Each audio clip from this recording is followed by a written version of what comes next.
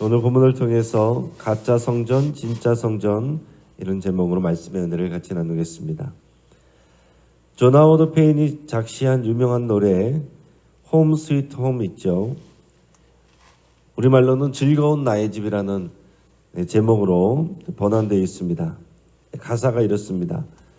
즐거운 곳에서는 날 오라 하여도 내 쉴 곳은 작은 집 내 집뿐이리 내 나라 내 기쁨 길이 쉴 곳도 꽃 피고 세우는 집 내 집뿐이리.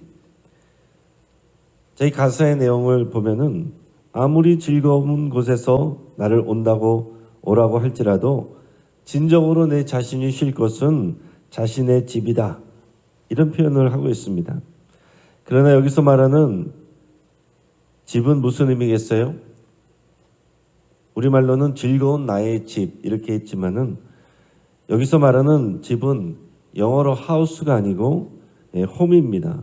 가정이죠. 요즘에 내 집 마련이 점점 어려워져서 젊은 세대들이 많이 분노하고 있습니다.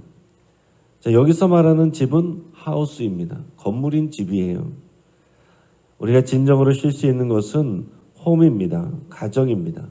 이 둘의 차이가 뭐겠습니까?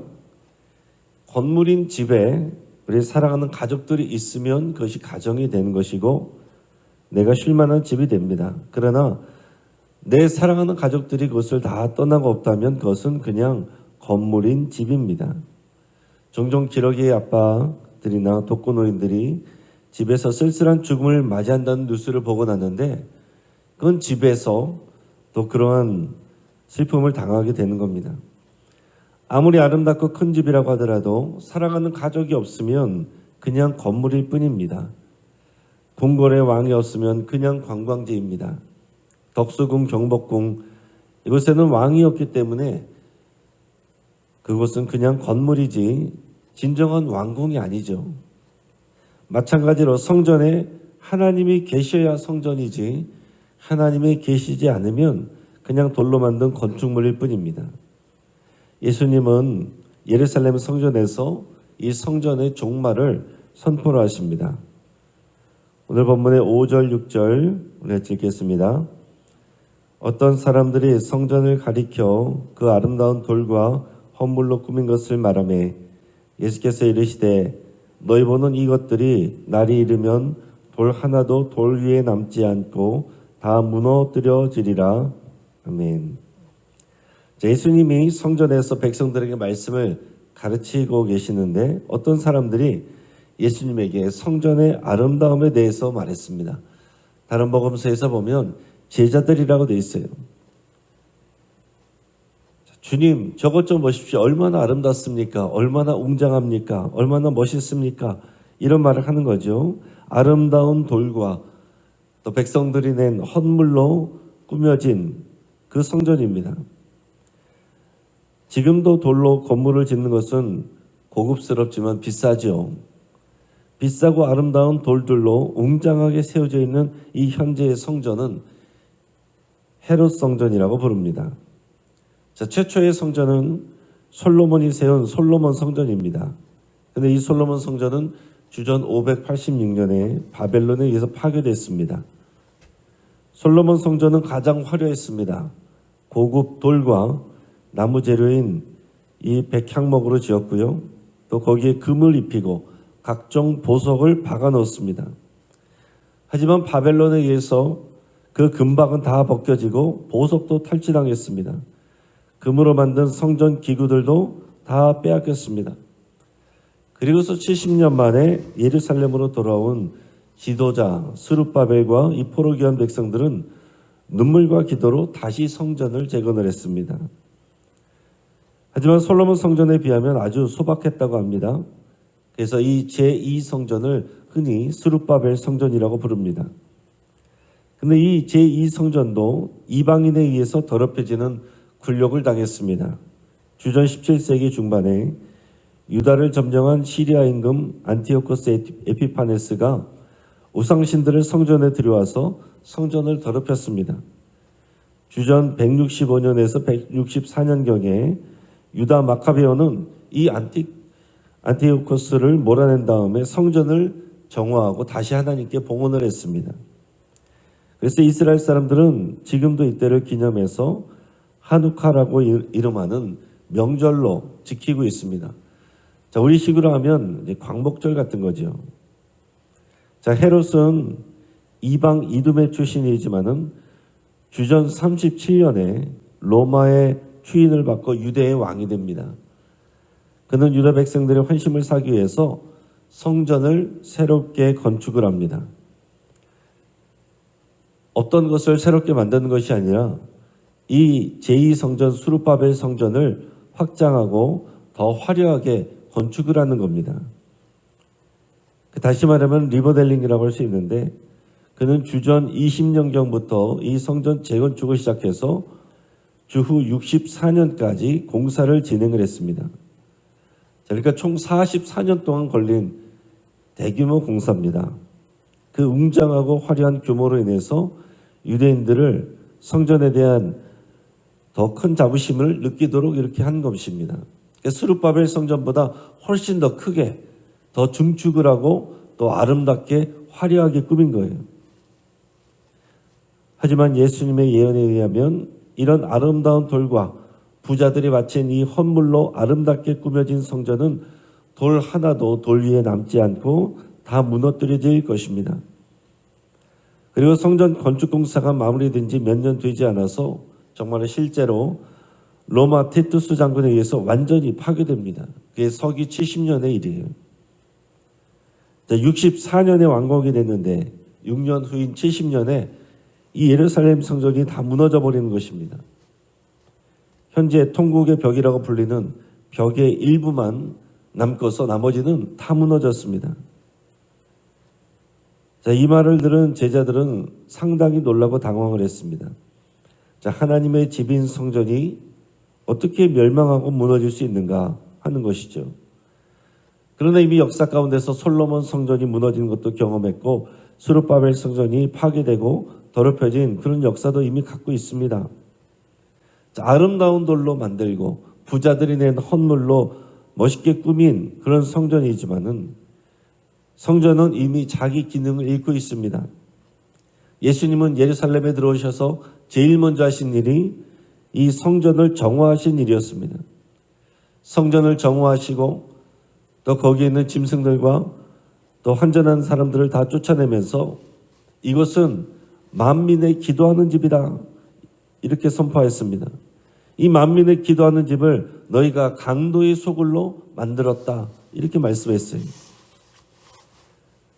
또한 성전에서 기도하는 바리새인들과 서기관들의 기도는 하나님을 향하지 않고 사람들에게 과시하고 외식하는 행위였습니다. 또한 부자들은 가난한 과부보다 양쪽으로는 많은 물질을 하나님께 드렸지만 마음을 담아서 드리지 않았습니다. 가족이 없는 집은 그냥 건물인 것처럼 하나님의 영광이 사라진 성전, 하나님의 임재가 없는 성전, 그것은 그냥 돌로 만든 건축물일 뿐입니다. 여러분, 제자들은 언제 이런 일이 일어날지를 물었습니다. 예수님은 그런 때의 징조로 거짓 선지자들이 많이 출현할 것이고 또 난리와 소요의 소문들이 일어날 것이다 그랬습니다. 그래서 하나님의 백성들에게 요구되는 것은 뭐냐면 첫째로 거짓 선지자들에게 미혹되지 않는 것입니다. 그리고 진리로 분별하는 일이 필요해요. 또한 두려워하지 않고 하나님의 약속과 인도하심을 믿으며 오래 참는 인내가 필요합니다. 예루살렘 성전에 관련한 일들은 1차적으로 역사 속에서 일어났습니다. 말씀드린 것처럼 서기 70년에 예루살렘 성이 멸망하면서 이 로마 군인들에 의해서 이 유대인들이 많이 또 핍박을 받고 또 살해당하고 이런 고난과 재앙을 당했습니다. 하지만 그것으로 끝난 것이 아니라 마지막 때에 기독교인들에 대한 이런 핍박이 분명히 또한 있을 것입니다.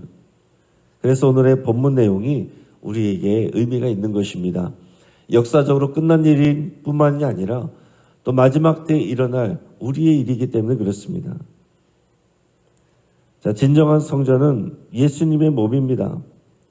예수님의 몸은 교회이고 우리가 교회예요. 우리가 성전입니다. 돌로 만든 아름다운 건축물은 언제든지 무너질 수 있습니다. 하지만 상관이 없습니다. 진정한 교회는 예배 공동체이기 때문에 우리가 함께 모여서 예배하는 그동안 교회는 사라지지 않는 것입니다. 자, 그런데 반대로 교회 안에 이 예배 공동체, 교제 공동체, 섬김의 공동체, 선교 공동체로 함께 세워지지 않으면 교회는 그저 건물로 남고 건물에 모였다 언제든지 흩어져 버리는 무리들로만 남게 되는 것입니다. 여러분, 우리는 신앙생활을 그저 교회를 왔다 갔다 하는 것으로 하면 안 된다는 거예요. 우리는 공동체로 함께 연결되어서 함께 지어져 가는 것이지 교회를 다니는 게 아닙니다.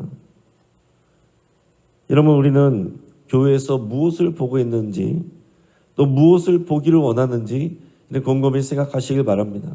나는 뒷전에 빠져 있으면서 교회가 좋은 교회가 되기를 바라는 것은 어불성설입니다.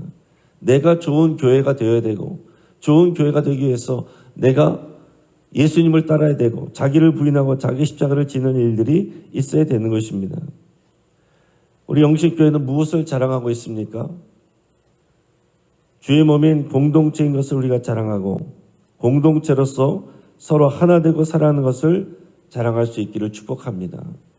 우리 영식교회에서 행한 여러 가지 일들보다 더 중요한 것은 바로 공동체인 우리여야 돼요. 공동체로서 우리가 연결되고 연합되어서 우리 교회의 기능을 감당하는 것. 하나님을 예배하고 서로 사랑으로 교제하고 그리고 말씀으로 양육받고 그리스도를 닮아가며 또 서로를 섬기고 또 지역사회를 섬기고 또 세상에 복음을 전하는 이 일을 감당하는 공동체인 우리, 그게 바로 우리 영신교회입니다. 주의 몸된 공동체인 것을 자랑하고 공동체로서 서로 하나 되고 사랑하는 것을 자랑할 수 있기를 축복합니다. 함께 연합해서 주의 사명을 감당하고 복음을 전하는 부활의 증인들이 되기를 주의 이름으로 축복합니다. 같이 한번 기도하겠습니다. 교회의 건물, 제도, 관습, 재정 능력, 교회 크기, 우리의 직분을 자랑하는 것이 아니라 주의 몸인 공동체인 것을 또 자랑하고 사랑하기로 여러분 결단할 수 있게 바랍니다. 교회가 거룩한 성전이 되도록 교회인 우리가 공의를 행하고 가난한 사람들을 돌보고 서로 사랑하며 또 섬기기로 결단할 수 있기를 바랍니다.